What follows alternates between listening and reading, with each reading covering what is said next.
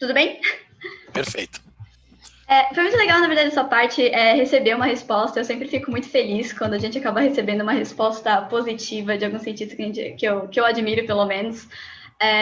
E é sempre gostoso lembrar que essas pessoas que aparecem na Globo, nas grandes emissoras, elas, por incrível que pareça, respondem e-mail. Isso é muito interessante, isso é muito legal de saber. E fica a dica aí para quem quiser se conectar mais, sabe? A gente pode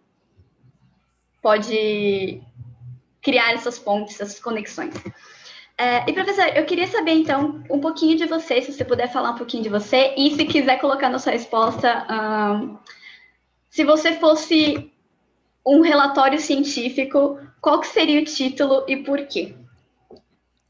Bom, gente, boa tarde para todo mundo. Eu sou Paulo Artacho, sou professor do Instituto de Física da USP e trabalho há 35 anos com questões associadas com mudanças climáticas globais, poluição do ar urbana e com o meio ambiente amazônico. Tá? Então, essas são as três principais linhas de pesquisa que eu venho trabalhando ao longo dos últimos anos. Já trabalhei na NASA, já trabalhei na Universidade de Harvard, Estocolmo, Antuérpia, sou membro do painel intergovernamental de mudanças climáticas faz 20 anos e sou membro da Academia Brasileira de Ciências, Academia de Ciências do Estado de São Paulo e da Academia Mundial de Ciências. Então, estou aqui para conversar com vocês. Eu não sei exatamente se vocês querem mais uma questão de perguntas e respostas ou se vocês querem mais uma apresentação. Vocês aqui são os donos do pedaço aqui. Mas Mayumi, qual foi a sua pergunta mesmo que você fez? A gente quer saber, se você fosse um relatório científico, qual que seria o seu título e por quê?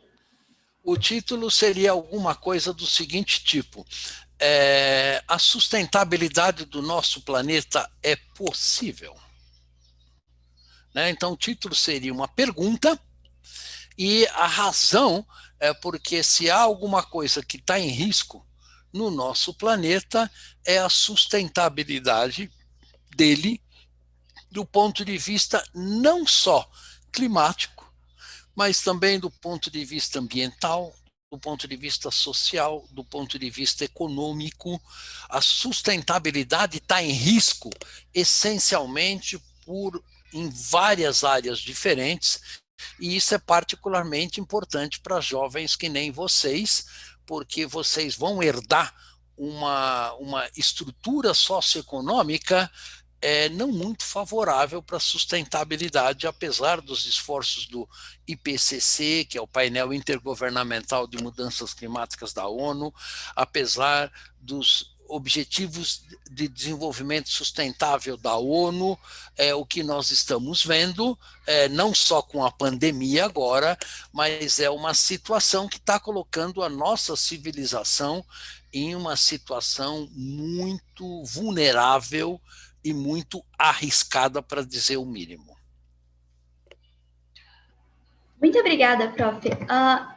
Eu só queria começar só com o pessoal, lembrando que todo mundo que quiser ligar suas câmeras, fique à vontade. É um bate-papo bem íntimo, vamos dizer assim. E, prof, só ia perguntar para o senhor, a gente pode entrar um pouquinho no tema que a gente queria muito falar, e a partir daí a gente pode liberar para todo mundo. Quem quiser fazer pergunta, faz naquele mesmo esquema que a gente já tem feito. Então, quer fazer pergunta oral, coloca o nome no chat. Quem quiser fazer pergunta escrito também, só colocar no chat também, fiquem à vontade.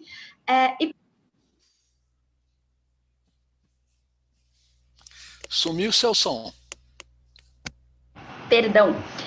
O senhor é uma das maiores referências assim, mundiais em estudos sobre poluição atmosférica, né? Sobre essas dinâmicas atmosféricas.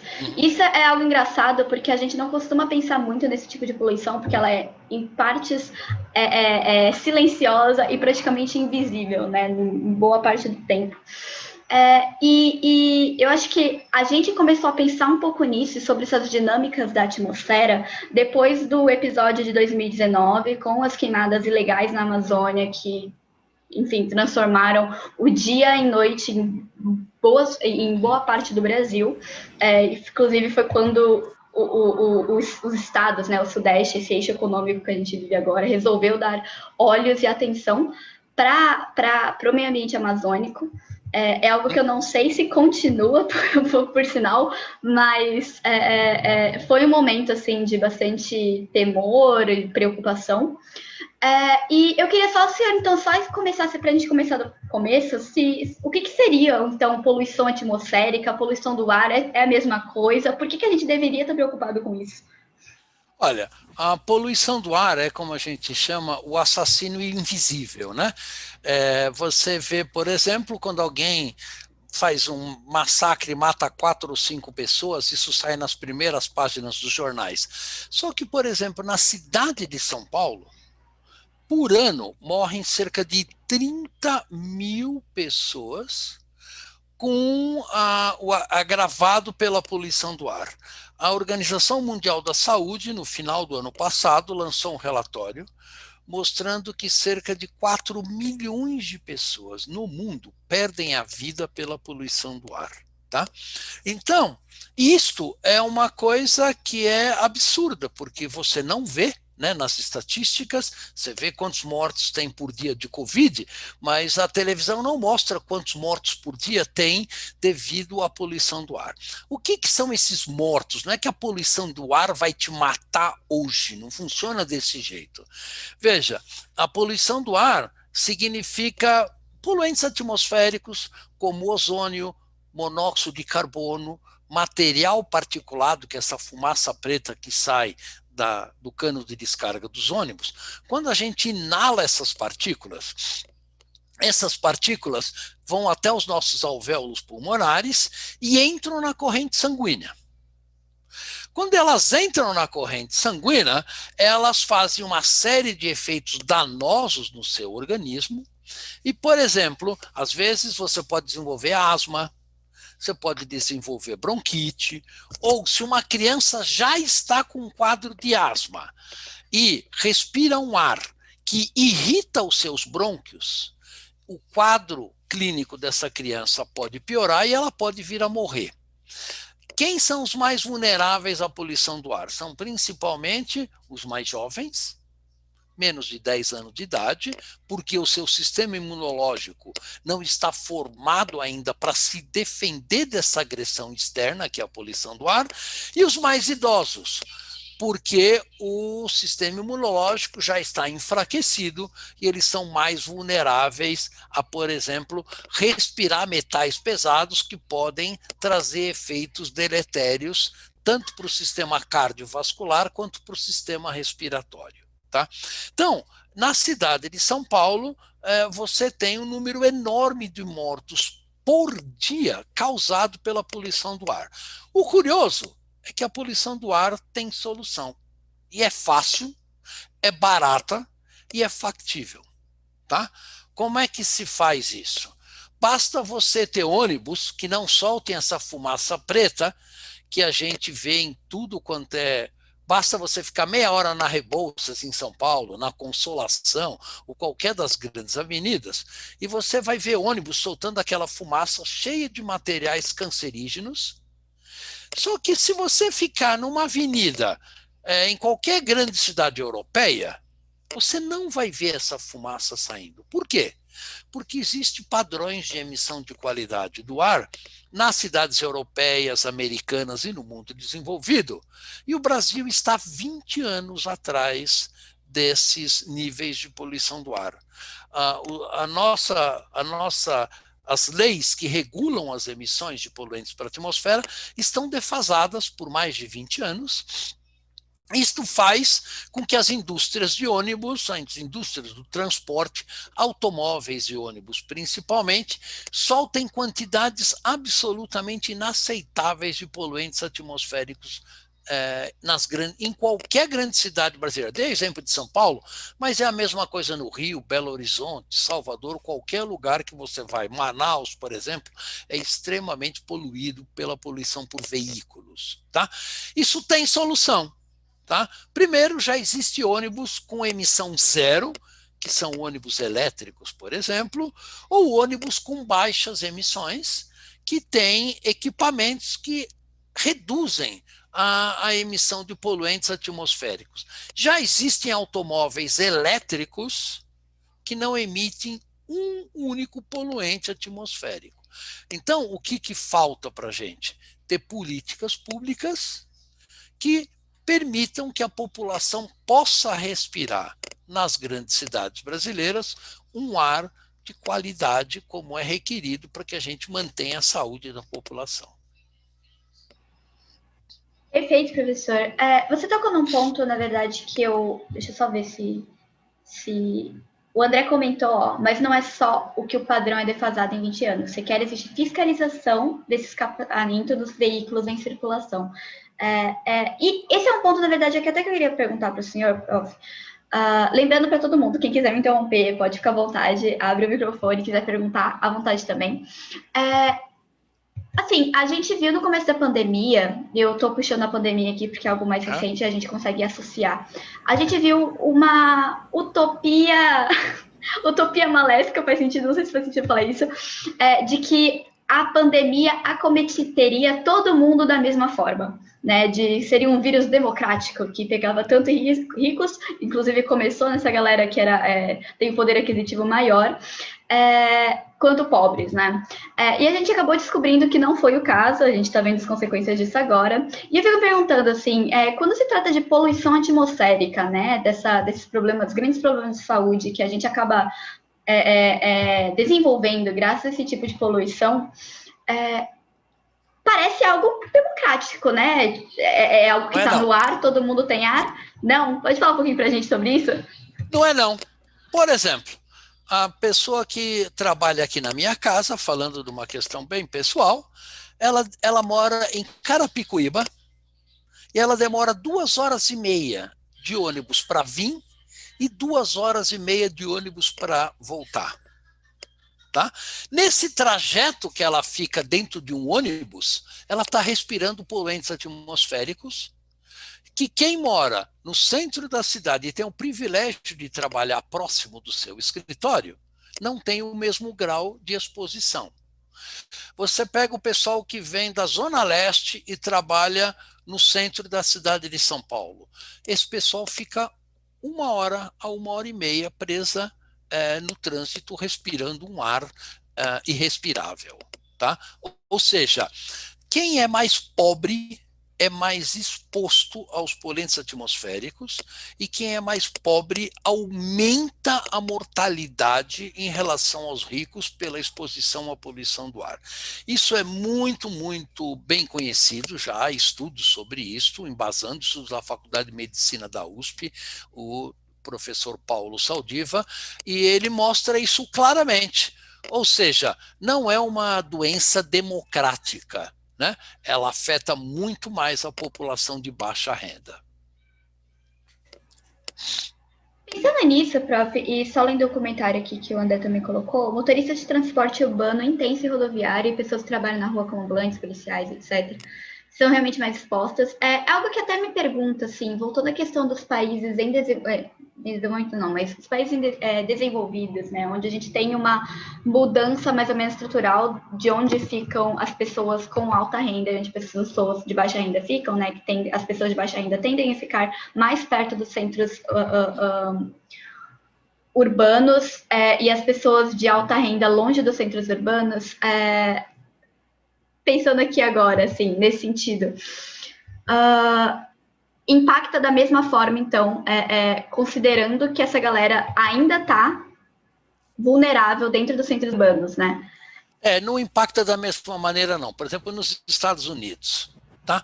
Nos Estados Unidos, a poluição do ar é mais concentrada nos centros urbanos. Você pega Los Angeles, por exemplo, tá? Você pega Nova York, tá?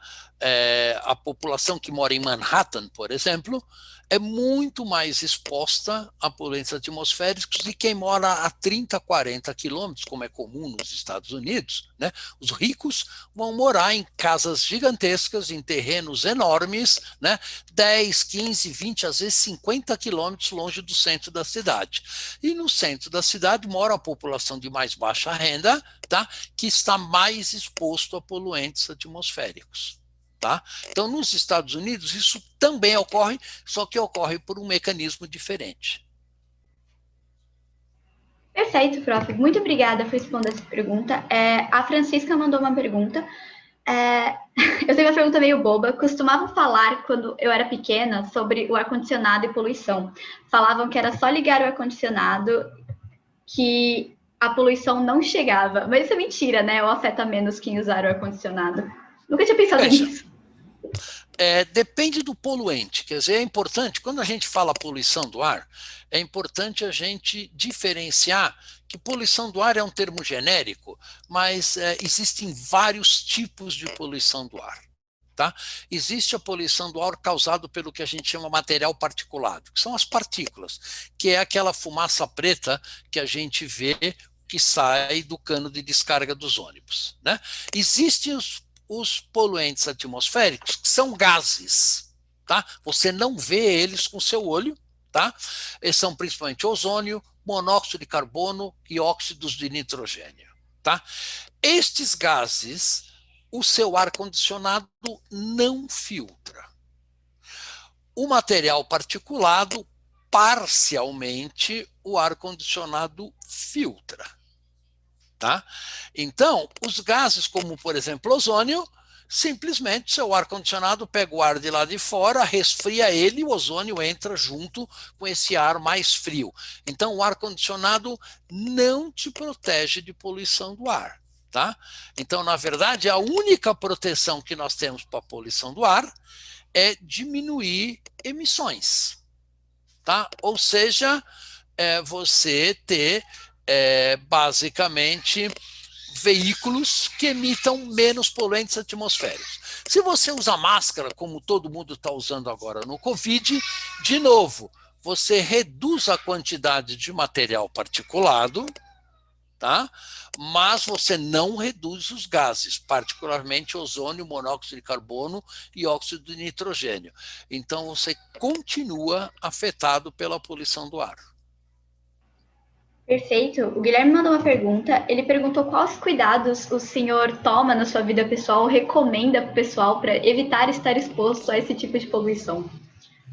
Olha, veja, na verdade, não há como você, se você mora numa grande cidade que nem São Paulo, não há como você ficar imune à poluição do ar. Tá? Em qualquer lugar que você vá, a poluição está junto de você. Tá? A poluição é rasa dentro do centro da cidade de São Paulo, a poluição por ozônio, monóxido de carbono é muito constante. Tá? Então, se você está, eu moro perto da USP, por exemplo, né, aqui no Butantã, os níveis de ozônio são tão altos quanto são no Tatuapé, quanto são em Santana, quanto são em Osasco e assim por diante. Tá? Então, infelizmente, por exemplo, a poluição do ar, você não escapa dela. Se você, por exemplo, fuma, tá? Aí é uma atitude sua querer jogar fumaça dentro do seu pulmão, mas no caso da poluição do ar, você não tem escolha. Criança, pessoa idosa, pessoa jovem, você está respirando material particulado que tem componentes cancerígenos e você pode vir a adquirir câncer do pulmão, efizema pulmonar e várias doenças associadas com a poluição do ar. Perfeito, prof. Um amigo meu estava comentando aqui que você está fazendo ele procrastinar porque você é muito legal e ele tem uma prova de matemática agora. Prof, eu ia te perguntar. Oi, pode falar, Lu. Oi, tem uma pergunta, professor. Manda bala. Eu estou fazendo um trabalho de pesquisa relacionados a esses lixões, esses entulhos que tem na cidade, né, dentro das cidades. Sim. E que muitas vezes ali a poluição, né, do solo, também uma poluição visual, mas muitas vezes ela também gera odores, né? Eu queria saber um pouco mais o que é que pode influenciar esse tipo de lixão nas cidades, né, essa poluição atmosférica, eu não sei que nível, Olha, que grau esses tem, odores e aí eu são estou um pouquinho causados, curiosa. esses odores são causados por compostos, eles chamam compostos orgânicos voláteis, os famosos VOCs, tá? São compostos que eles são voláteis, então eles só existem em fase gasosa, não existe nos particulados, tá? E eles são, em geral, provenientes da decomposição de matéria orgânica. Tá? Além disso, os lixões emitem muito metano, que é um gás de efeito estufa, mas que não tem efeito deletério sobre a saúde. Tá? Então, esses compostos orgânicos voláteis podem trazer um cheiro muito ruim, a mesma coisa em esgoto, por exemplo. Né? Se a gente anda no Rio Tietê ou no Rio Pinheiros, né, você sente diretamente um cheiro ruim. Aquele cheiro ruim são compostos orgânicos voláteis, eles não têm, a menos que esteja em concentração muito, muito alta, um efeito tão deletério para a saúde quanto o monóxido de carbono, ozônio e óxido de nitrogênio. Perfeito. Lu, você quer continuar? Perguntar alguma coisinha? Oi? A Fabiana tem uma pergunta, Fabi, eu sei que você colocou o nome aqui, você prefere perguntar a pessoa pergunta oralmente? Se quiser, fica à vontade para desmutar o microfone. Se não quiser, posso ler também a pergunta. Oi, gente, boa noite. Tudo bem? Ô, professor, eu gostaria de saber sobre a questão da poluição atmosférica gerada aqui na cidade de São Paulo. Ela, enfim, tem toda a questão de viajar e as plumas serem levadas para cidades do interior, e nesse processo tem toda a reação química, e eu queria saber se essa questão de ter essa reação, esse tempo de chegada até uma determinada cidade, dependendo da direção da pluma, se isso impacta mais na saúde das pessoas. Então, assim, uma pessoa no interior seria mais impactada de uma forma negativa na saúde dela do que uma pessoa que mora no centro de São Paulo. A resposta clara é sim. Tá?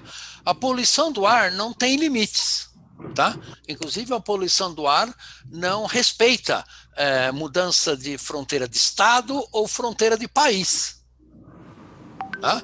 Então, por exemplo, as queimadas na Amazônia trazem fumaça aqui para o sudeste brasileiro, como vocês falaram, né, no dia que a gente viu que às 3 horas da tarde o céu de São Paulo ficou escuro por causa das partículas que foram transportados de queimadas. Um dos poluentes que mais prejudica a saúde é o ozônio, e o ozônio, por exemplo, ele não é formado diretamente, em sua maior parte, dentro da cidade de São Paulo. Ele é formado a 100, 200 ou 300 quilômetros vento abaixo da cidade. Então, vamos imaginar que você está morando em Embu, tá? Imaginando que você está respirando um ar limpo, tá? Quando, na verdade, quando o vento soprar da cidade de São Paulo para Embu, você vai respirar altíssimos níveis de ozônio. A mesma coisa em Sorocaba, a mesma coisa em Campinas e assim por diante. Então, por exemplo, você pega em Campinas, temos uma refinaria, que é a refinaria de Paulínia. Esta refinaria emite enormes quantidades de óxidos de nitrogênio. Tá? E, basicamente, esse material vai fazer efeito 100, 200, 300 da fuck is that noise? Lá em Paulínia, tá? Um segundo, alguém tá com o microfone ligado. Já sumiu. Acho que foi. Tá, prof, você terminou sua fala, perdão. Sim. Perfeito. Eu tinha uma dúvida só, prof. Se você puder explicar o que é isso de pluma, que a Fabiana comentou com a gente. E só eu queria concatenar um pouquinho com essa pergunta que ela fez, porque a gente viu aqui durante a pandemia, né, durante a quarentena, a gente teve algumas restrições de locomoção, principalmente as pessoas meio que descobriram, entre aspas, o home office, teve algumas adaptações, e isso, de certa forma, diminuiu a quantidade de carros e, consequentemente, creio eu, de poluentes na atmosfera.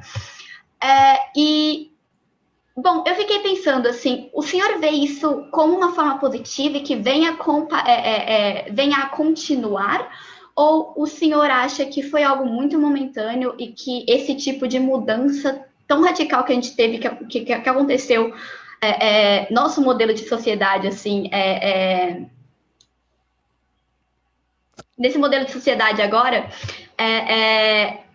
possa vir a perpetuar nesse sentido, né? Nesse sentido de manter níveis de poluentes atmosféricos mais baixos. Olha, são duas coisas importantes que você mencionou. A questão do Covid. É importante também que a gente observe que existe uma relação entre a questão do Covid-19 e a poluição atmosférica. Tá? Estudos na Europa mostraram o seguinte: regiões com altos níveis de poluição do ar, a taxa de internação por Covid-19 era muito mais alta de regiões próximas com baixos níveis de poluição do ar.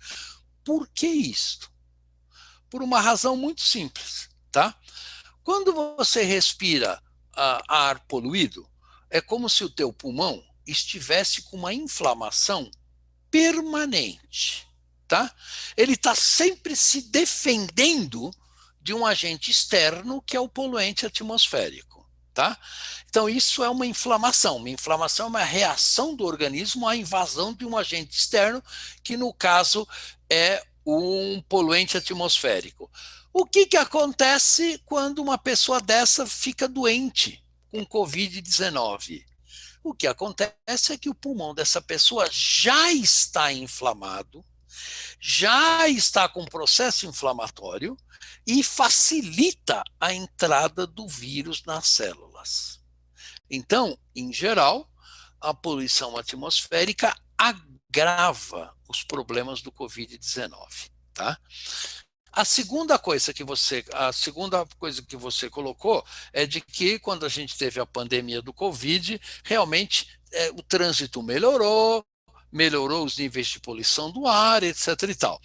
Melhorou mais ou menos, tá? Estudos que a CETESB fez mostram que os níveis de poluição caíram só uns 5 a 10%. Não é muito, né? O tráfego diminui muito mais que isso, tá?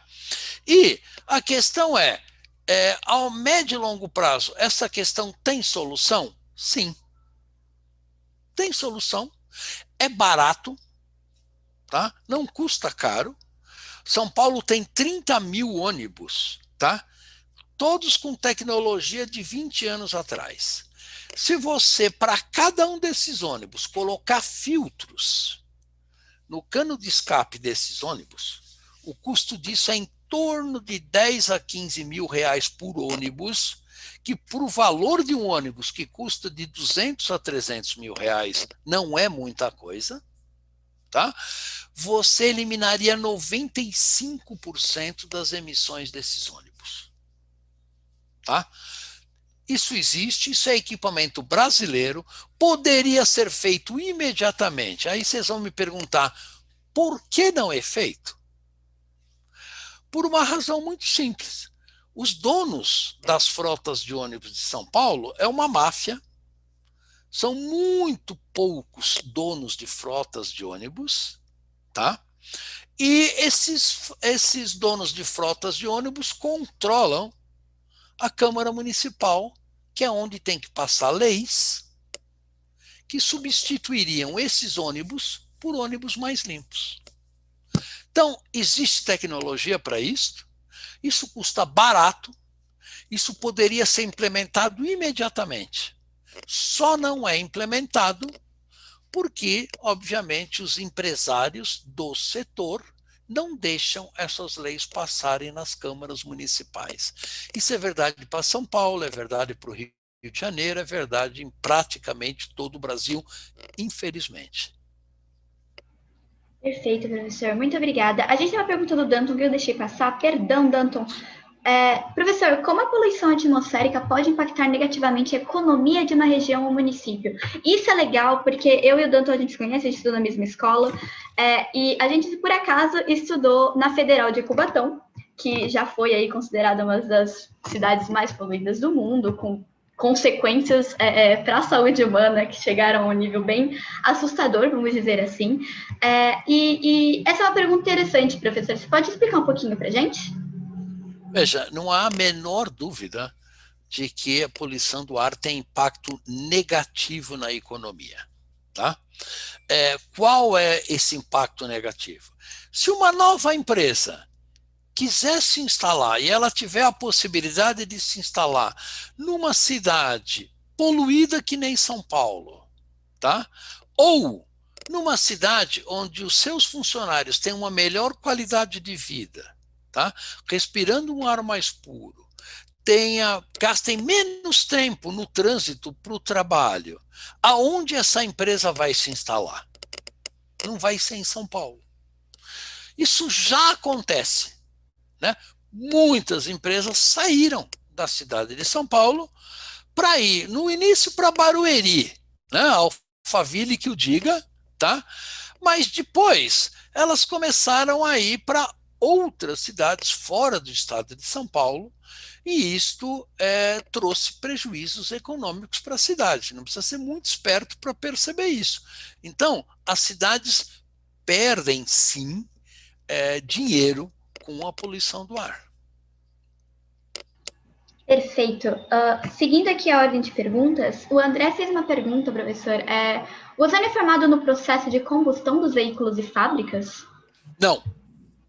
O ozônio ele é produzido na atmosfera a partir de emissões veiculares. Tá? Ele é formado na atmosfera. Se você for medir ozônio no cano de descarga de um automóvel, dá 0. Tá?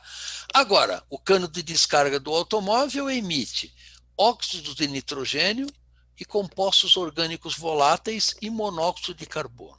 Estes 3 gases vão para a atmosfera, com a radiação solar, eles reagem entre si, produzindo ozônio. Tá? Então, esses mecanismos são muito bem conhecidos da ciência há mais de 50 anos, tá? E mostra que o ozônio ele é produzido não aonde ele é emitido, mas às vezes 2, 3 ou 4 horas depois da emissão, seguindo a direção dos ventos. Perfeito. A Fran tem uma pergunta. Fran, você quer perguntar? Pode desmutar. E depois a Fran, a gente vai para a Luísa, que eu estou vendo que o seu microfone está aberto, Lu. Beleza. Paulo, eu estava lendo recentemente sobre economia verde. E na economia verde a gente tem muito esse parâmetro de ecoeficiência, né? De melhorar a eficiência seria a solução. Mas você acha que melhorar a eficiência dos ônibus e dos automóveis realmente é uma solução ou pelo menos um caminho do meio para que a gente consiga reduzir a poluição atmosférica? Porque eu acho que vai muito mais além, né? As causas da poluição atmosférica vão muito mais além do que simplesmente os automóveis. Olha, uma ótima pergunta. Veja bem, não há nada mais ineficiente no uso da energia do que um automóvel. Um automóvel que a gente usa hoje é baseado no mesmo princípio termodinâmico dos automóveis que o Mercedes-Benz inventou em 1895, há 120 anos atrás. É o mesmo ciclo, chamado ciclo Otto, é o mesmo ciclo termodinâmico. Ele só está mais bonito, mais rápido, mais veloz, um pouco mais econômico, mas no fundo, se vocês pensarem, um automóvel de hoje ou um automóvel da década de 50 é exatamente o mesmo carro. Tá?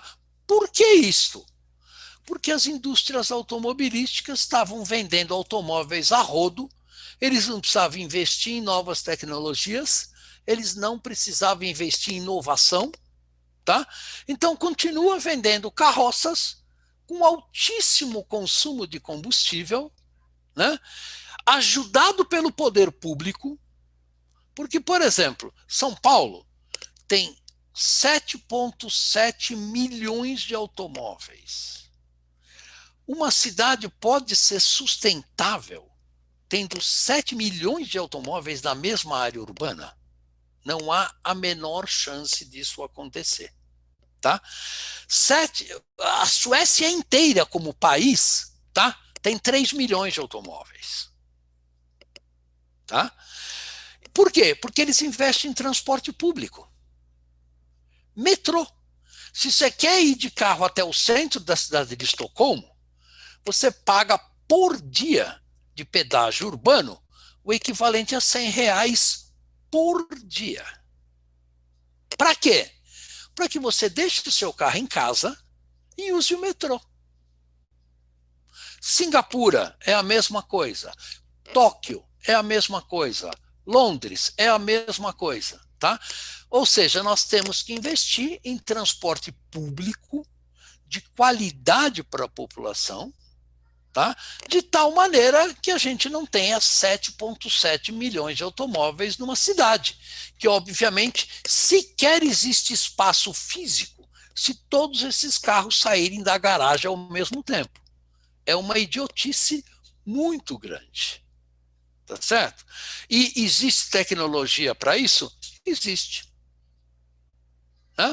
Para que você precisa ter um automóvel que pese 2 toneladas para transportar uma pessoa de 80 quilos? Não precisa. Né?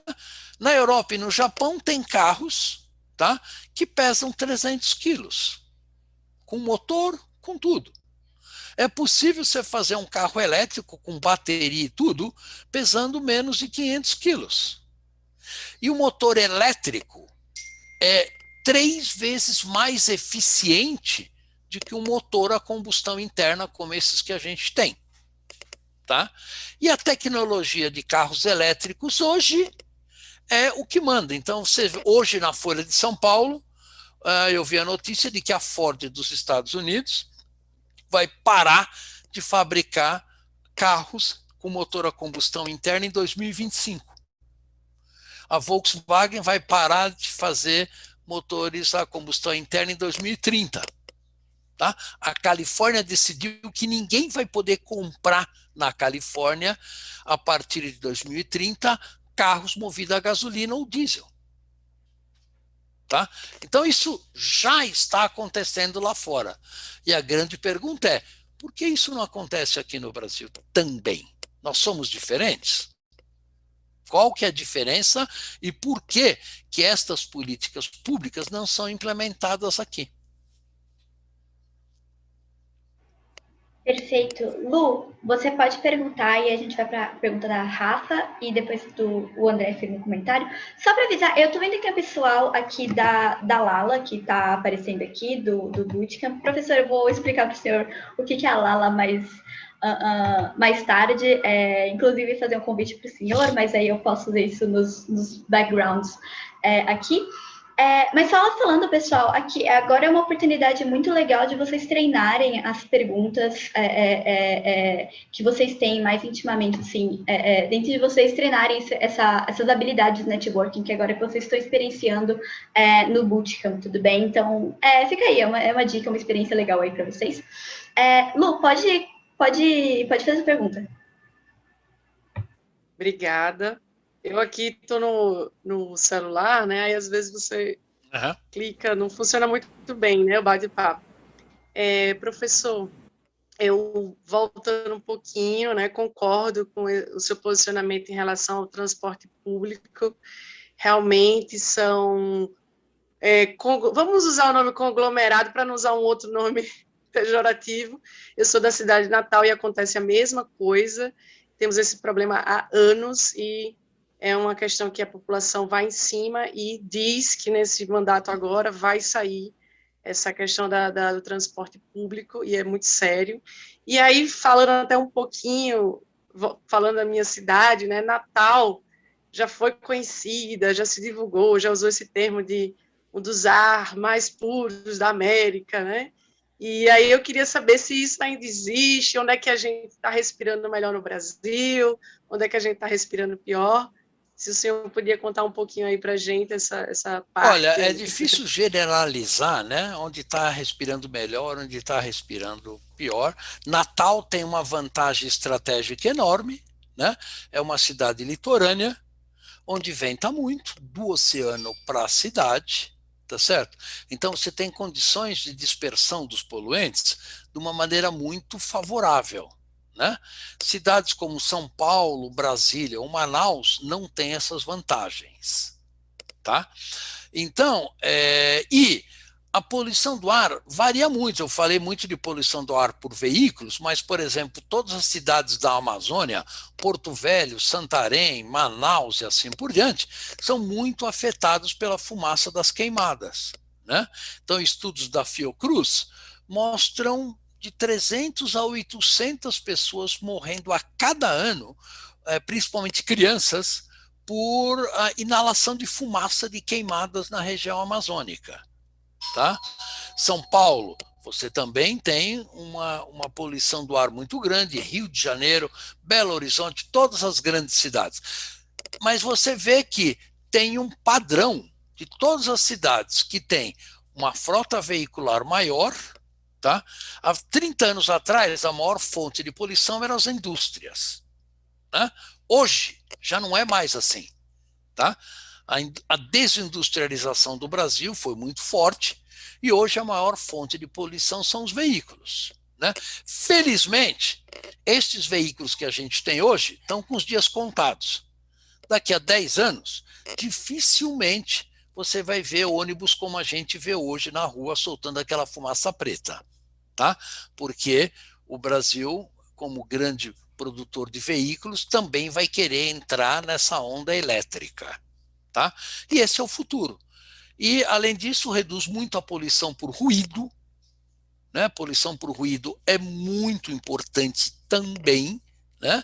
Então, as nossas cidades no futuro vão ser muito mais limpas e vão ser muito mais silenciosas. Mas nós precisamos de políticas públicas para acelerar a implementação disso o mais rápido possível. Perfeito. A Rafaela queria fazer uma pergunta. Rafa, eu sei que você escreveu a pergunta aqui. Se você quiser perguntar oralmente também, seja bem-vinda. Só dá um tempinho para ver se você desmuta o microfone. Se preferir que a gente lê a pergunta, também não tem problema.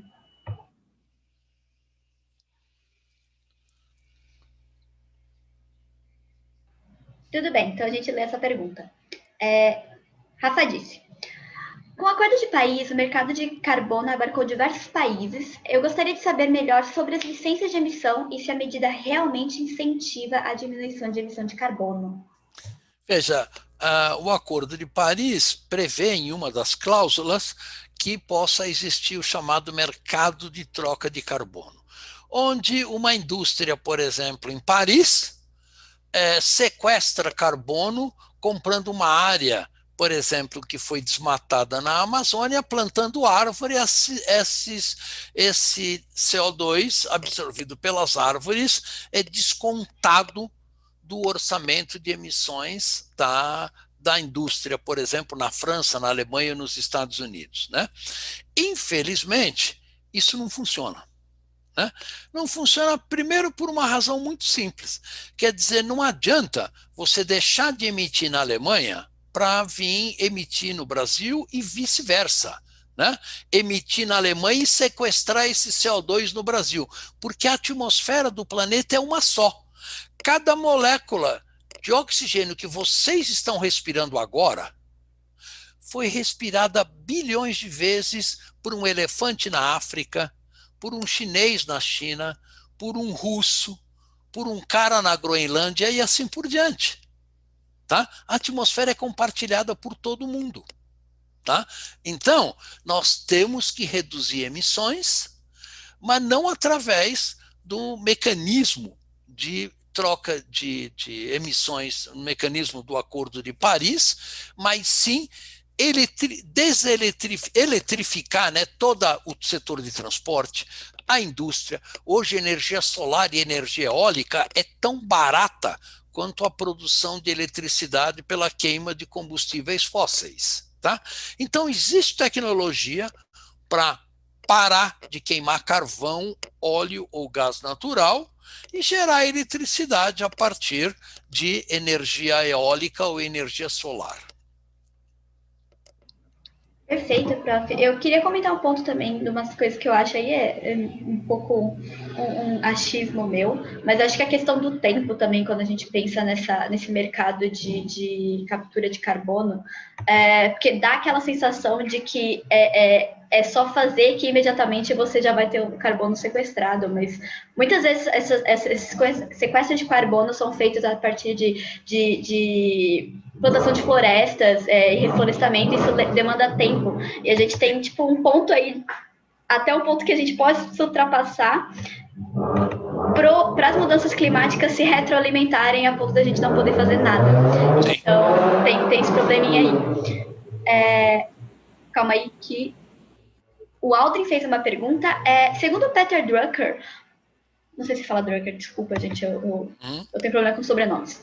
Não se gerencia o que não se pode medir. O planeta já tem uma população que suplanta os recursos que pode repor. Você acredita na pegada ecológica e acha que ela pode melhorar para uma pegada ecológica dinâmica? Seria uma pegada ecológica atualizada com o decorrer do tempo. Bom, a pergunta trata da questão de pegada ecológica. O que é uma pegada ecológica? Né? Veja, cada um de nós utiliza no seu dia a dia uma certa quantidade de recursos naturais do nosso planeta. Água, ar, inclusive, recursos naturais, madeira, couro, roupa, e vai por aí afora, celular e assim por diante. Né? Então, a pegada ecológica, ela depende muito, obviamente, da renda da pessoa. Né? A pegada ecológica de um americano é em torno de 15 vezes maior do que a pegada ecológica média de um indiano. É cerca de 5 vezes maior do que a pegada ecológica média de um brasileiro. Tá? Então, isso levanta a questão da desigualdade no nosso planeta. Né? Nosso planeta é um planeta extremamente desigual, né? E, obviamente, isso tem impactos no clima, no meio ambiente e assim por diante. Mas a questão da pegada ecológica é de que cada um de nós vamos ter que reduzir a nossa pegada ecológica, porque hoje nós somos 7,7 bilhões de pessoas no nosso planeta. Em 2050, nós vamos ser cerca de 10 bilhões de pessoas. Né? Então, vocês imaginam 10 bilhões de pessoas com o nível de consumo, por exemplo, de um brasileiro médio. Né? Não há recursos naturais no planeta para sustentar isto. É simples como isto. Então, alguma coisa, muito proximamente, vai ter que mudar de uma maneira radical no nosso planeta. E um deles é reduzir o consumo. Né? Quer dizer, não há nenhuma razão pela qual você tenha que trocar um telefone celular, digamos, a cada 2 ou 3 anos. Não há nenhuma razão pela qual você tenha que trocar um carro a cada 5 ou 10 anos. Né? Um carro pode durar 30 anos? Pode. Né? E assim por diante. E, além disso, nós vamos ter que usar os recursos naturais do nosso planeta de uma maneira muito mais esperta e inteligente do que a gente tem feito hoje. Porque hoje a nossa sociedade é baseada no desperdício, em todos os pontos de vista. Isso vai ter que mudar? Vai. Perfeito, prof. Antes da gente continuar, deixa eu só fazer uma pergunta. Em respeito ao seu tempo, eu não sei... a gente fala geralmente 1 hora, mas eu vou confessar para você que a gente já teve bate-papos de 4 horas com o professor José Bezerra, não sei se você conhece ele. Mas, então, só para perguntar, assim, se o senhor quiser encerrar com 1 hora de duração vamos até... São 7 horas, vamos até 7h30? Perfeito, prof. Então, belezinha. Lá. Deixa eu... Peraí que meu computador travou, gente. Muita coisa acontecendo, só um segundo.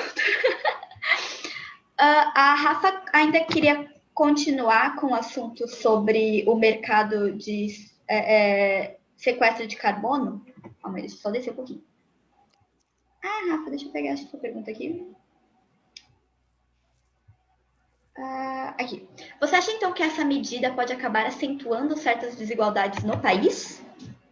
Veja, sem dúvida nenhuma, dependendo de como cada política é implementada, pode diminuir ou aumentar as desigualdades. Né? Então, obviamente, você poderia sim ter uma política, por exemplo, de reduzir desigualdades com a mudança do sistema de geração de eletricidade hoje no país. Né? Veja bem, hoje eletricidade é gerada de uma maneira muito centralizada. Né? É Itaipu, é Belo Monte, são as grandes hidrelétricas no país, né? E algumas termoelétricas, tem Angra dos Reis e assim por diante. Mas veja, é possível que no futuro cada casa tenha um telhado onde só tenha painel solar, você gera a sua própria eletricidade e fica independente de um poder central que controla o preço, quando e como você vai consumir aquela energia. Tá? Então, uma das razões pela qual o Brasil está extremamente atrasado na implantação de políticas que favoreçam energias alternativas é esta questão da necessidade de diminuir desigualdades, descentralizar as decisões de Brasília, porque, veja, hoje você tem um agente nacional de energia que distribui energia pelo país todo. Poderia ser diferente? Poderia. Você poderia gerar a sua própria eletricidade na sua casa. Quem mora em Natal poderia ter alguns geradores de vento, bairro a bairro, e cada bairro gerar a sua própria eletricidade do jeito que bem quiser, independente de Eletrobras ou coisas desse tipo. Né? Só que isso enfraquece o poder central, enfraquece o poder das grandes corporações, e a legislação protege exatamente essas grandes corporações. Tá certo? Então, é possível reduzir desigualdades? Não há a menor dúvida. Né? E é possível implementar políticas que reduzam desigualdade num país tão desigual quanto o Brasil? Claro. Tá? Agora, é preciso que a gente tenha um poder político democrático, onde as decisões sejam feitas pelos cidadãos e não sejam feitas pelas grandes companhias, pelo setor financeiro que controla o capital e assim por diante. Perfeito. Gente, só o Richard tem uma pergunta. Richard, não sei se foi você que levantou a mão. Gente, quem quiser levantar a mão também pode ficar à vontade. Clica no Reaction, tem a opção Raise Hand. Vocês podem levantar a mão também para perguntar. Acho que é mais fácil até do que colocar o nome. Richard, pode mandar bala. Olá, gente. Boa noite. Eu confesso que eu conheci o projeto hoje da Eco 40, eu não sei o nome direito, mas eu achei incrível, compartilhou num grupo, e aí eu entrei, eu falei assim, caramba, tem live hoje, entrei aqui, tô aqui, do nada, tô aqui. Então, muito boa tarde, muito prazer, gente, eu já tô amando essa palestra incrível com esse professor aí maravilhoso, e eu confesso que eu concordo muito com essas pontuações de que a política ela está complicada, ela está sendo muito manipulada, a gente sabe isso, questões ambientais, elas são muito politizadas, sendo que não deveria ser assim, né? A gente tem essa noção que o ambiente, o nosso planeta é responsabilidade de todos nós, como seres humanos, fora de ideologia ou coisas assim, é um dever nosso cuidar do nosso ambiente. Concordo muito nessa pontuação. Só gostaria de acrescentar isso, que nós, como população, se a gente se juntar, dá certo. E esse projeto que vocês estão fazendo já é uma iniciativa maravilhosa para isso. Fico muito feliz de ver jovens capacitados, interessados em movimentar esse meio tão importante que é o ambiente. Enfim, voltando para a pergunta. Esses dias, eu estava conversando com o meu professor de geografia com relação à construção de rios, o quanto ela mata uma área, ou então até produção de gados, que é para o nosso consumo, o quanto todo esse recurso, ele primeiro desmata para nosso próprio consumo. Professor, como que a gente pode mudar essa política, mudar esse meio? Porque, por exemplo, para a gente ter uma rodovia, não, o Brasil, por exemplo, ele não visa colocar práticas ambientais, ecológicas na nossa política, né? Ele simplesmente, tem que fazer rodovia, vamos fazer isso, vamos, tô nem aí, tem planta ali, queima tudo, desmata tudo, e é isso aí, vamos fazer isso. Como a gente pode mudar esse cenário, como população, como sociedade? O que a gente pode fazer? Qual o primeiro passo? O que a gente pode fazer para mudar isso? Porque é um pouco desesperador, eu fico tipo, o que eu posso fazer para mudar isso? Sabe? Olha, então, infelizmente, Richard, o que nós estamos observando hoje é que o poder individual das pessoas hoje é muito pequeno, porque o poder das grandes corporações que controlam o sistema político é imensamente maior. Então, quando eu participo de muitos debates, né, aí vem gente dizendo, olha, eu faço a minha parte, eu vou trabalhar de bicicleta aqui em São Paulo, eu faço a minha parte. Eu falo, olha, legal, andar de bicicleta faz muito bem para a tua saúde, vai te fazer você se sentir melhor, que você não está poluindo. Só que se os outros 18 milhões de pessoas pegarem os seus carros, desculpa, mas o seu esforço é totalmente inútil. Ou seja, o que nós precisamos é de políticas públicas. Ações individuais hoje têm um impacto muito pequeno. E como é que você muda políticas públicas? Você muda elegendo governos que efetivamente defenda os interesses da população. E não o interesse de garimpeiros na Amazônia, ou do agronegócio, ou das indústrias automobilísticas, ou de quem quer que seja, ou interesses do Google, do Facebook, etc. e tal. O que está acontecendo é uma questão crucial na nossa democracia, né? Que, basicamente, os governos foram tomados pelas grandes corporações, sejam eles JBS, Odebrecht ou quem quer que seja, né? E, na verdade, deixaram de atender os interesses da população como um todo. Então, o que a gente precisa fazer é eleger governos que realmente atendam aos interesses da população. Gente, só uma correção aqui. A gente teve um problema com o antigo link que a gente estava usando e por isso a gente teve que mudar. Então, o antigo link que começava com ASU, esse começa com Stanford. Então, tem Stanford de nome, esse é o link certo, tudo bem? Então, Vânia, se você puder mandar para esse pessoal que não está conseguindo, tá? Eu agradeceria imensamente. Calma aí que eu perdi uma pergunta aqui. Richard, eu sei que você vai perguntar agora, eu só queria encaixar uma pergunta aqui que eu acho que casa bem com o que o professor estava falando agora. Prof, é uma das coisas que eu acabo me preocupando muito, é uma das áreas de interesse que hoje um dos caminhos que eu desejo, assim, para a minha vida, vamos dizer assim, eu sou muito interessada em comunicação científica, né? Muito, muito interessada, principalmente a comunicação científica que volta para essa, não vou dizer alarmar, mas esse aviso de como a era do antropoceno, né? Eu nunca li se era o período do antropoceno. Eu vou fingir que era. São muitos nomes, gente, eu me confundo. Afeta o nosso futuro como espécie, como sociedade, né? E até o futuro do desenvolvimento científico e toda essa história como civilização, entre aspas, inteligente a gente criou. E como isso está levando a gente para a vala, né? Só que uma das coisas que eu percebo muito, prof, com relação a como isso tem sido comunicado, como a educação ambiental tem sido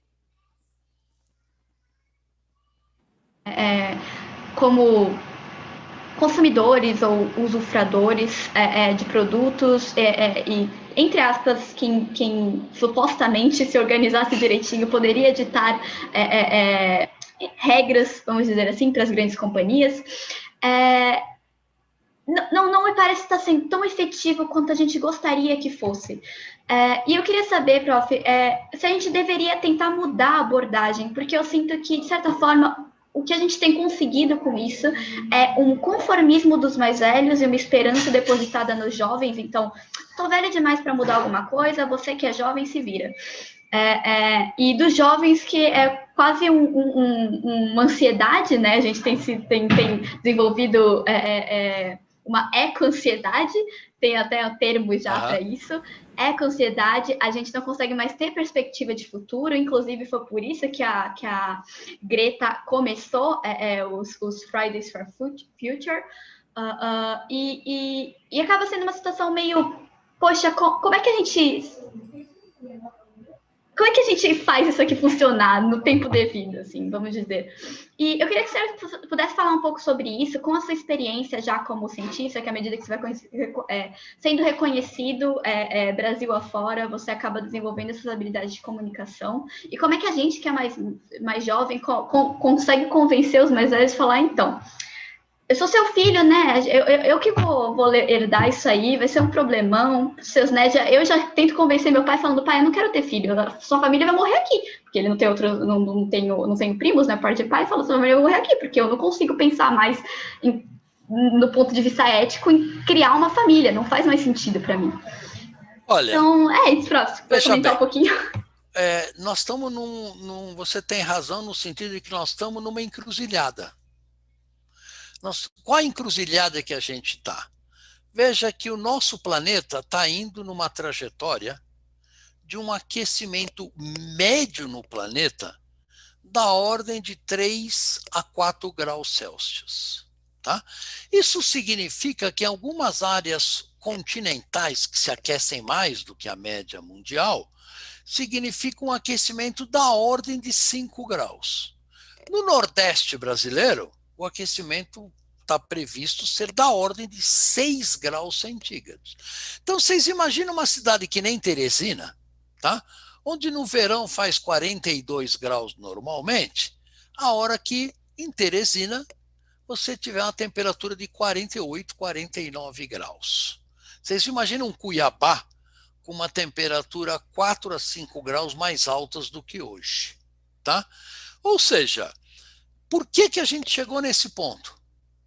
Basicamente porque as indústrias só conseguem fazer um planejamento no máximo para os próximos 4, 5, no máximo 6 anos. Tá? O que isto levou, eles pensam no lucro máximo no menor curto de prazo possível. A Ford, olha, eu quero vender carro no ano que vem e daqui a 2 anos, daqui a 20 anos, eu não sei nem se eu vou estar aqui, então dane-se o mundo. Né? Então, este tipo de comportamento tem que mudar. E tem que mudar não é individual, é principalmente nas indústrias. Tá? É nas grandes corporações, é no setor financeiro. Tá? Porque são eles que elegem os políticos. Quando você pensa que você está votando no fulano, na verdade você está votando numa pessoa que recebe recursos, por exemplo, da JBS, né, dos grandes desmatadores da Amazônia, para se eleger. E, na verdade, você está votando, imaginando que está votando em alguém que vai defender os seus interesses, mas, na verdade, não. Você está sendo enganada. Quem vai defender, ele vai defender os interesses de quem pagou a campanha dele. O Trump deixava isso muito claro, né? O Trump, quem pagou a campanha do ex-presidente Trump dos Estados Unidos foi a indústria do carvão e do petróleo. Ele se elegeu e ficou 4 anos só acabando com leis ambientais e favorecendo a indústria do carvão e do petróleo. Tá certo? Então, os 130 milhões de pessoas que votaram no Trump achando que o Trump representava eles, lindamente enganados. O Trump estava respondendo ao grande interesse do grande capital. Então, é importante vocês perceberem que a questão da democracia e da estrutura social nossa está por trás dessa questão. Segundo lugar, não há saídas individuais. O que cada um pode fazer individualmente, hoje, é muito limitado. O que a gente tem que fazer é grandes organizações como a que a Greta acabou montando surpreendentemente no planeta todo, né? que teve um impacto muito forte e vai continuar tendo no futuro. Né? Então, nós vamos ter uma conferência das partes do Acordo Climático em Glasgow em dezembro, né? E nós vamos ter mudanças radicais na política de emissão de gás de efeito estufa que pode trazer um aumento da temperatura menor do que sem essas políticas. Né? Agora, não há dúvida que nós já estamos numa rota de aquecimento e de que o clima no planeta nos próximos 10, 20 ou 30 anos vai ser muito menos amistoso do que era na década de 50 ou na década de 40. Isso é absolutamente claro hoje. Perfeito, professor. A Fran tem uma pergunta aqui, a gente passa para a pergunta do André depois. Fran, se você quiser desmutar, pode ficar à vontade. Eu não sei se a sua internet está permitindo você abrir o microfone para falar, mas pode ficar à vontade. E, prof, nesse meio tempo, se você quiser responder também, se você acha... a gente viu, né, recentemente, a partir de 2016, um levantamento do negacionismo com a eleição do Trump e consequente eleição da extrema-direita em vários países do mundo. E a gente viu, né, essa desmoralização da ciência, desmoralização dos alarmes de mudanças climáticas, etc., que a gente espera que com a queda do Trump agora possa voltar ao normal, vamos dizer assim, mas se você quiser complementar, assim, só dizendo o que o senhor acha e como o senhor espera como a comunidade científica está reagindo a isso. Né? O que eu vejo é o seguinte, não é uma desmoralização da ciência propriamente dita, porque a ciência, veja, no caso da pandemia da Covid-19, se a ciência não tivesse desenvolvido essas vacinas tão rápidas, todos nós estaríamos numa situação muito pior ainda do que nós estamos hoje. Tá? O que acabou acontecendo com o avanço da extrema-direita, tanto no Brasil quanto nos Estados Unidos, é que esse grupo político usa a ciência quando lhes interessa e usa a ciência e nega a ciência quando a ciência tem conclusões que vai contra os seus interesses econômicos, sociais ou religiosos. Tá? Então, é uma manipulação da ciência, né, no mau sentido, né, e usando a ciência para os seus próprios benefícios econômicos. Se a ciência dissesse para o Trump que o planeta não estaria aquecendo, ele ia dizer, nossa, a ciência é maravilhosa. Quando a ciência fala alguma coisa que vai contra os interesses econômicos dele, a ciência não funciona. A mesma coisa no Brasil, né? Então, o Bolsonaro atacou o INPE porque o INPE estava dizendo que estavam ocorrendo queimadas na Amazônia. E o nosso presidente dizendo, não, essas queimadas na Amazônia não existem. Aí vai a Rede Globo, põe um helicóptero, né, sobrevoa a Amazônia, pega a imagem de satélite e você vê que 10 mil quilômetros quadrados estão sendo desmatados a cada ano. Então, na verdade, não é um negacionismo da ciência, é uma manipulação da ciência, né, tentando enganar a população para aferir os seus lucros econômicos, sociais, políticos ou religiosos. Então, eu acho que, felizmente, nos Estados Unidos, né, a extrema-direita sofreu um duro golpe, né, e acho que isso também vai acontecer no Brasil e em outros países onde a extrema-direita tomou o poder. Perfeito. A Fran pediu para eu ler a pergunta dela, porque a conexão dela está falhando um pouquinho. Artacho, você acha que os carros elétricos podem acabar indo para um caminho errado? Porque muitas empresas dizem que utilizam energias renováveis, mas no final das contas acabam utilizando majoritariamente energia de combustíveis fósseis. A população também fica meio perdida em confiar 100% nas empresas. Sumiu o som no final. Bom, respondendo a primeira parte da tua pergunta, sim, obviamente só faz sentido você ter carros elétricos se você tiver geração de eletricidade, gerando a energia daqueles carros elétricos através do quê?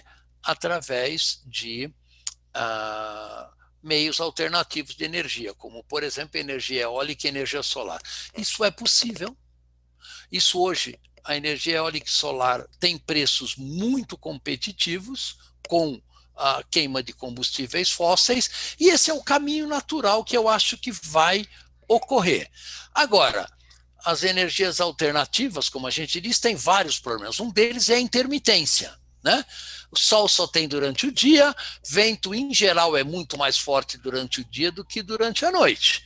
Então, sem um avanço tecnológico importante de baterias para a gente armazenar energia durante o período diurno e para usar à noite, vai ser difícil você trocar todo um sistema energético, né? Agora, isto já está ocorrendo. Alguns países já tem, como a Dinamarca, por exemplo, já tem uma geração de eletricidade mais alta através da energia eólica e solar do que pela queima de combustíveis fósseis. E esse é o caminho, todo mundo, sem uma única exceção, sabe que esse é o caminho, inclusive a indústria do petróleo.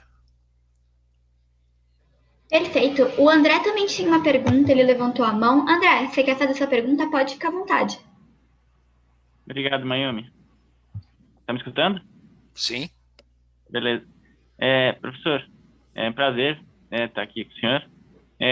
Um momento o senhor mencionou também o Paulo Saldiva, né, que também é uma referência no assunto, né, e ele fala também um assunto de racismo ambiental, né, nesse aspecto da poluição afetar os mais pobres, bem interessante. Mas eu queria perguntar uma outra coisa, que é assim, na nossa região aqui do Cubatão, da Baixada Santista, né, que já é uma região muito poluída, né, é um vale, assim, né, apesar de estar no litoral, é um vale, não tem circulação de ar, e agora estão querendo implantar aqui uma usina de incineração de lixo, que a gente sabe que é uma daquelas velhas tecnologias obsoletas que a Europa está querendo exportar para a gente, e que é poluente, né, não só em gases, mas em material particulado, né, também. Uhum. E aí a gente está muito preocupado aqui, né, porque a gente conhece movimentos no estrangeiro, assim, né, que são contra a incineração, tanto que essas tecnologias estão sendo descontinuadas lá na Europa, né? E aí a gente queria saber a opinião do senhor. Olha, o que fazer com o lixo gigantesco que a gente gera é um dos grandes problemas da nossa sociedade, entre vários outros, né? Quer dizer, São Paulo, Cubatão, quer dizer, várias cidades têm problemas gigantescos em como administrar a questão do lixo gerado. Em primeiro lugar, você tem que reciclar o máximo possível em qualquer região, mas obviamente tem lixo que não se presta para reciclar. Aí você tem algumas alternativas, ou faz um lixão, vai enterrando com material esperando que o material orgânico se decomponha em algumas décadas, de tal maneira a você não comprometer, digamos assim, o subsolo, ou incinera, né? Existem técnicas de incineração a alta temperatura que, na verdade, geram poucas emissões. Claro que a emissão nunca vai ser zero, né? Todo mundo sabe disso, mas com baixas emissões, só que isso é um processo muito caro. Tá? Então, a incineração de alguns tipos de resíduos, não faz sentido você incinerar um pneu, por exemplo, né? Não faz sentido você incinerar plásticos, né? Primeiro, porque ao ser queimados, eles liberam compostos tóxicos extremamente perigosos, mas para alguns materiais você pode incinerar, mas a grande solução é reciclar o máximo possível. Acontece que a reciclagem no Brasil não funciona, né?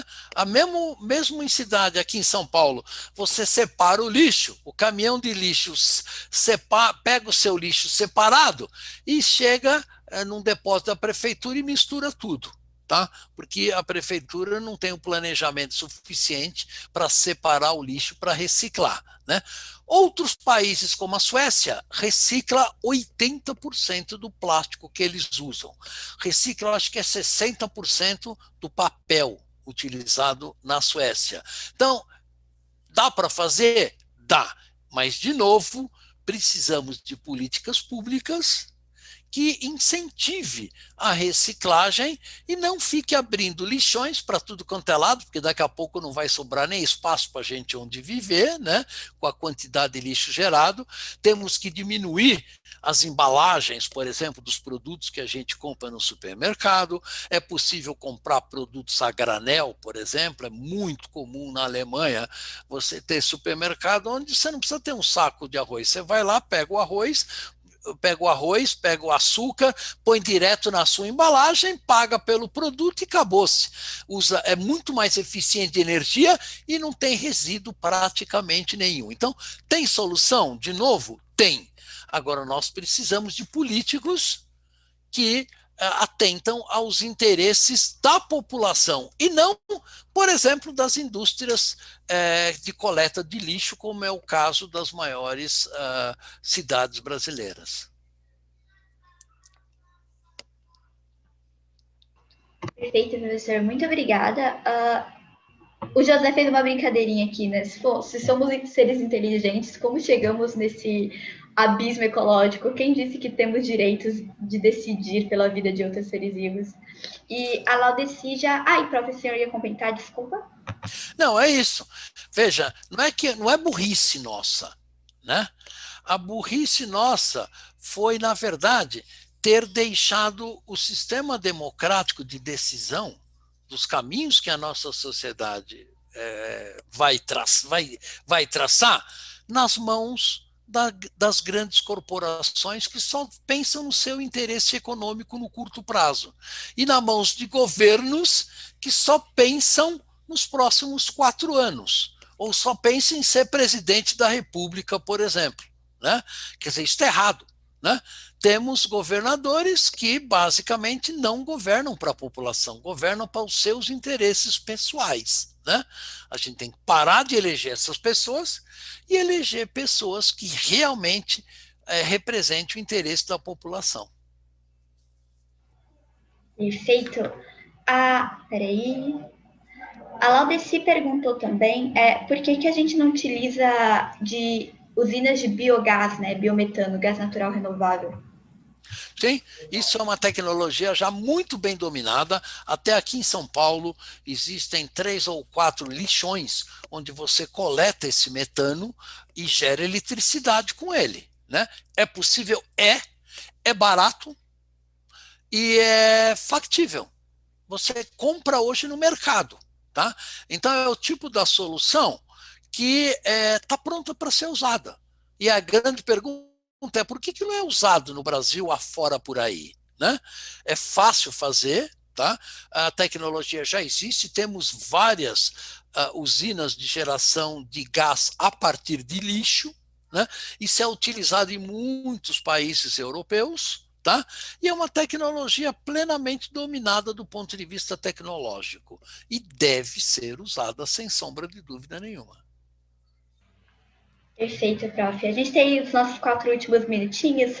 Eu queria só fechar com uma pergunta relacionada à educação novamente. Prof, uma das coisas que é muito nada a ver essa pergunta, mas realmente só para fechar.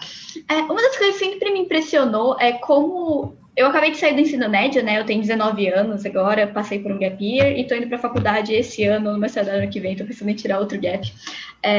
Mas enfim, muitos projetos.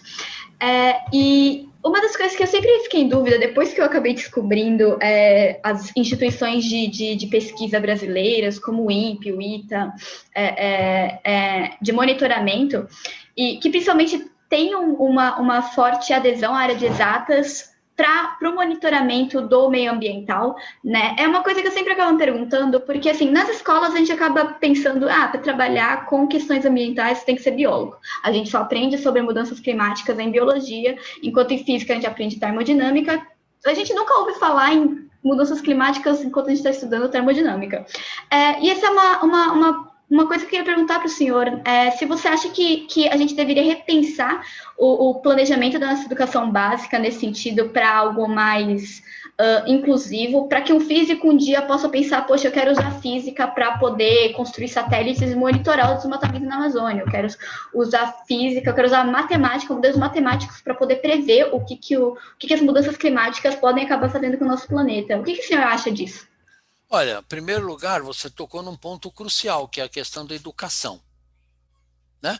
Obviamente, se você pegar países como a Finlândia, que não tem recursos naturais nenhum, mas é um país extremamente rico hoje, por quê? Porque eles investiram na educação. Você pega Singapura, você pega a Coreia do Sul, e assim por diante, né? E aí a pergunta é, por que não se investe pesadamente em educação no Brasil? É claro que isso não acontece à toa.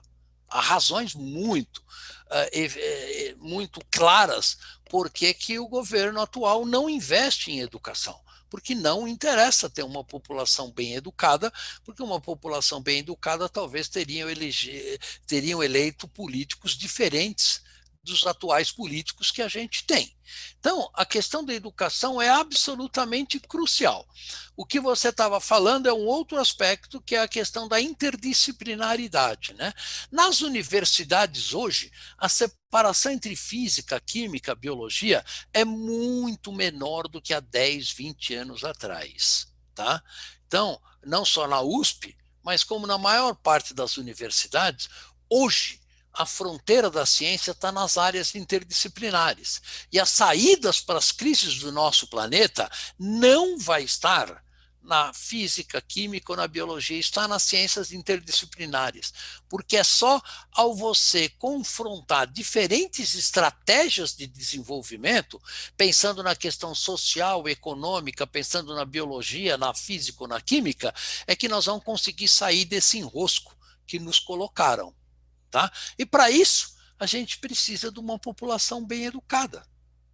Né? Uma população que não sabe ler ou escrever, em sua maioria, ou que sabe ler e escrever, mas não passa muito além disso, não sabe pensar ou não foi treinada para pensar, só atende aos interesses de quem está no poder atualmente. Não atende aos interesses do desenvolvimento socioeconômico do Brasil como um todo. Então, esta é uma questão estratégica para a gente mudar o mais rápido possível. Perfeito, professor. Muito obrigada. Acho que a gente conseguiu terminar no tempo, assim, certinho, respeito ao seu tempo, então, porque eu tenho que ir para uma aula. Mas é isso, professor. Eu queria muito, muito agradecer a sua participação. Imagina, foi um prazer. Sempre é um prazer conversar com gente jovens que nem vocês. E o futuro e a bola estão com vocês. Professor, muito, muito obrigada mesmo. Isso é algo legal que eu até queria comentar com o senhor. Todo mundo está assistindo aqui, né? A gente tem a pensar como cientista, como um cara muito distante, como um cara que fica mora no laboratório, não usa internet, não usa Instagram, essas coisas. Eu acho que a comunicação científica está chegando no Brasil aos poucos, de cientistas comunicando ciência.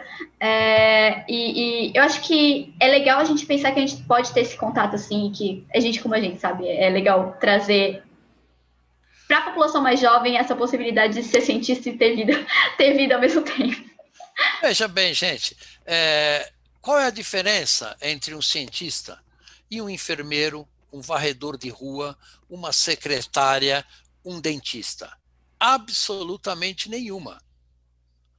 Ele só foi treinado para fazer uma coisa diferente. Tá? Então, você tem excelentes profissionais em todas as atividades da nossa sociedade. Seja um enfermeiro, seja um motorista de ônibus, seja um cobrador de ônibus e assim por diante.